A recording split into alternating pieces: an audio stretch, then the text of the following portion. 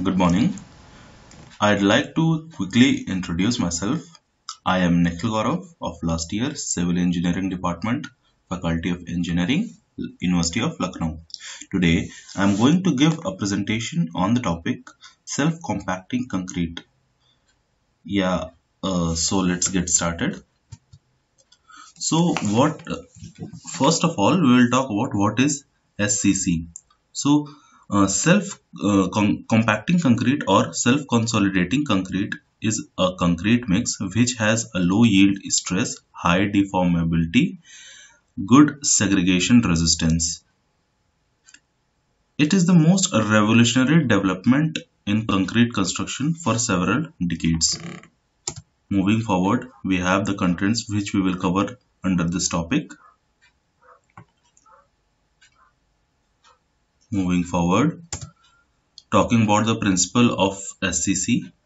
The guiding principle for this type of concrete is that the sedimentation velocity of a particle is inversely proportional to the viscosity of the floating medium in which the particle exists. Next, we will talk about the history of SCC. For several years, beginning in 1983, the problem of the durability of concrete structures was a major topic of interest in Japan. To make durable concrete structures, sufficient compaction by skilled workers is required.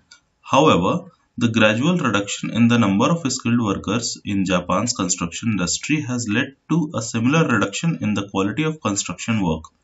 One solution for the achievement of durable concrete structures independent of the quality of construction work is the employment of self-compacting concrete, which can be compacted into every corner of a formwork purely by means of its own weight and without the need for vibrating compaction.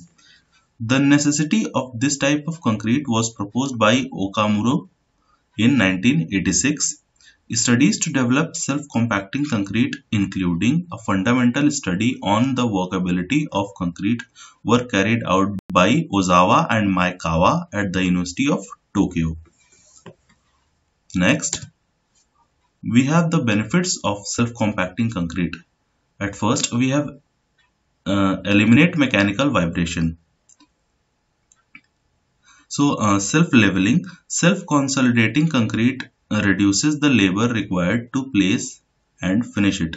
It eliminates mechanical vibration and reduces screeding. Eliminating vibration in precast production settings reduces noise. In an urban setting, decreased noise may even allow for longer construction hours. The decreased need for consolidation can also enhance job site safety. SCC reduces capital and maintenance costs by reducing the overall need for vibration equipment and formwork. On second, we have improved concrete consolidation. So SCC's impressive flowability promotes successful consolidation around dense, concentrated reinforcement. For example, SCC makes it possible to successfully fill areas unreachable with internal poker vibrators. It allows for denser reinforcement, adding strength in the process.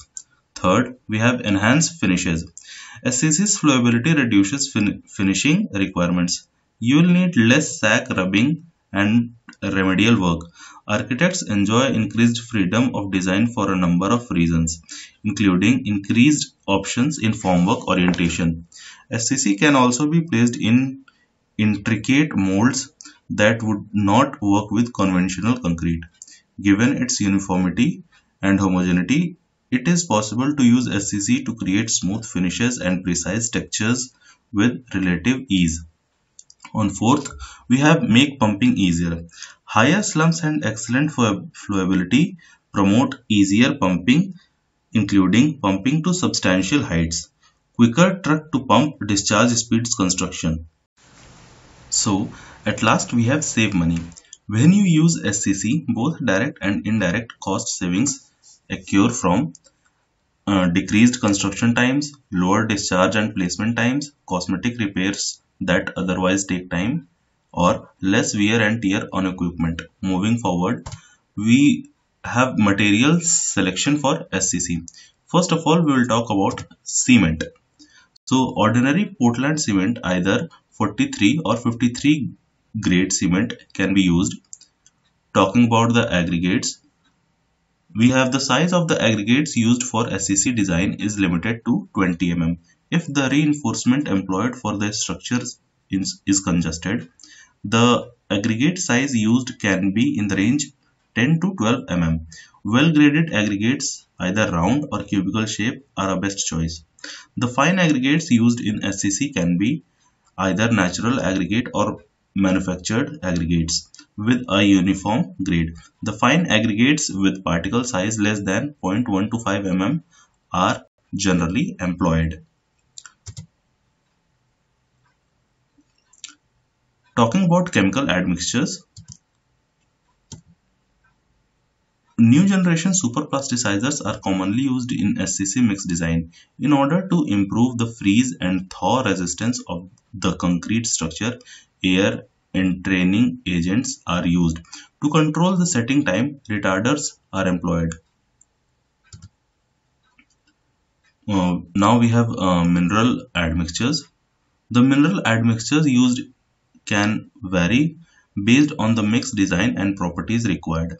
Mentioned below are the different mineral admixtures that can be used and their respective properties they provide.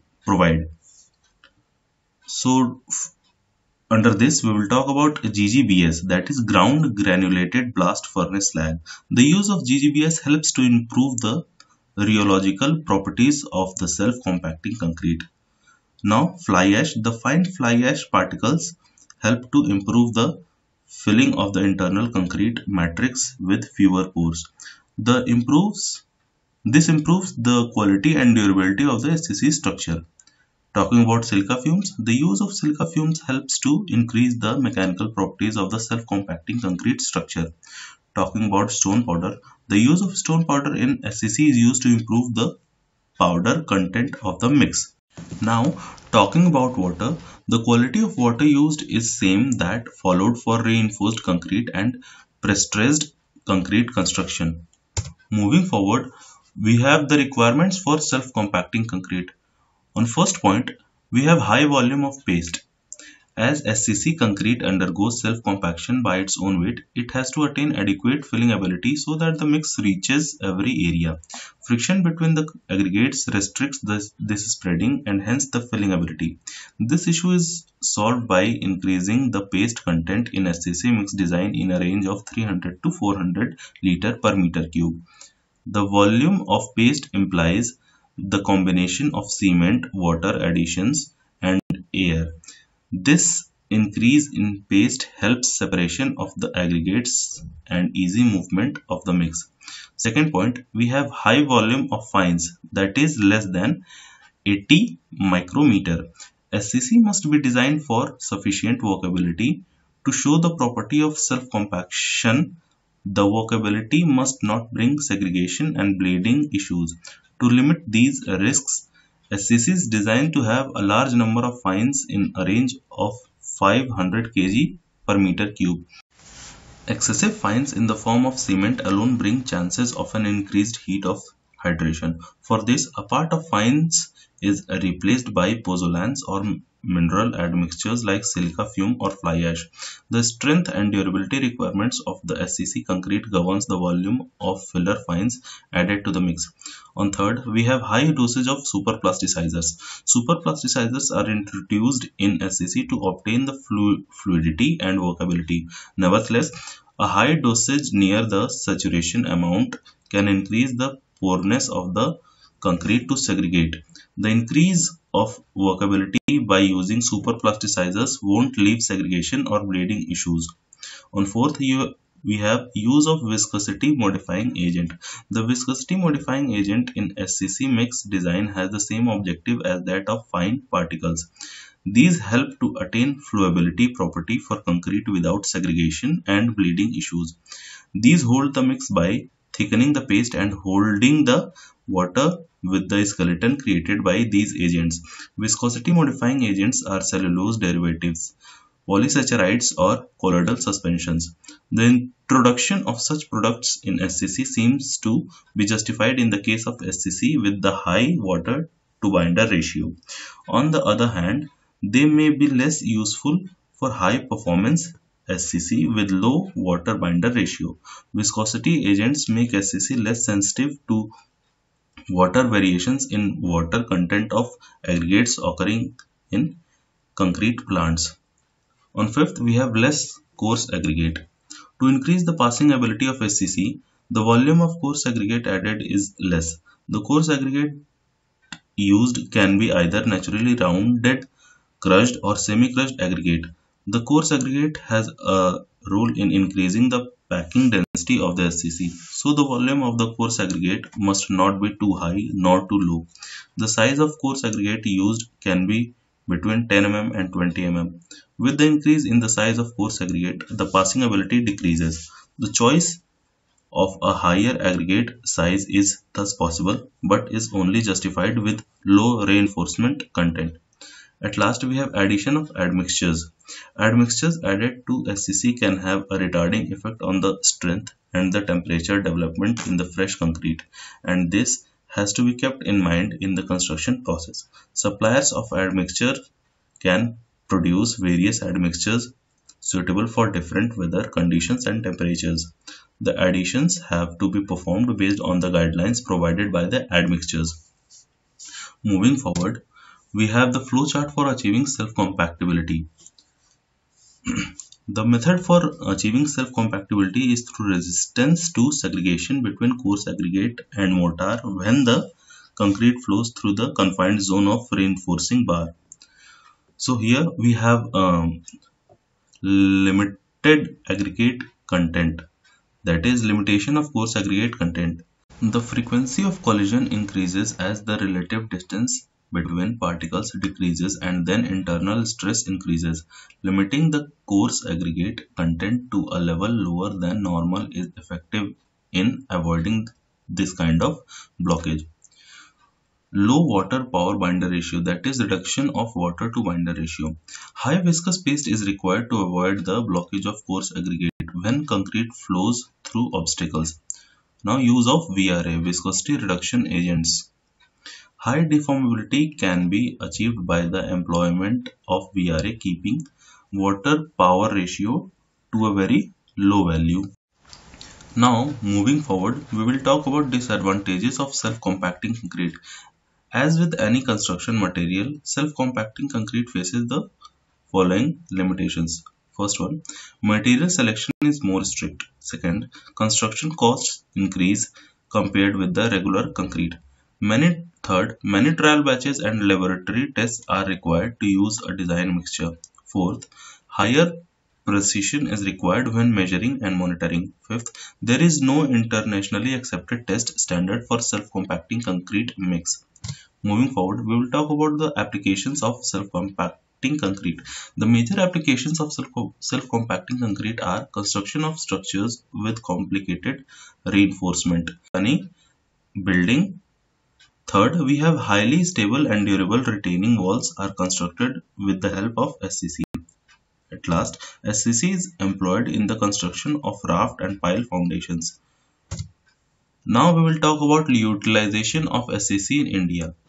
Many institutions, researchers and companies have been working on SCC technology. As an example, CRRI, that is Central Road Research Institute, New Delhi, has been working since the year 2000 and carried out momentous research work on several aspects of SCC. SCC has been used in the construction of Kaiga nuclear power plant as well as in Delhi Metro. So here is the picture of Kaiga nuclear power plant. Now talking about the conclusion, the application of SCC is mainly a contribution towards an enhancement of the concrete technologically, economically and ecological social forms at the manufacturing of the concrete. SCC came as an answer to the raised conditions of RCC buildings, durability and high quality, stable and polished surface of architectural concrete. Presently, it is very ardently and widely used in material construction sites as well as manufacturing of precast members. Practical applications tend from large infrastructure projects such as bridges, tanks, retaining walls, tunnels, etc., onto architectural buildings. Thus, SCC is considered as a future concrete and will allow the engineers or designers to design and build structures that last a century and beyond. Thank you so much.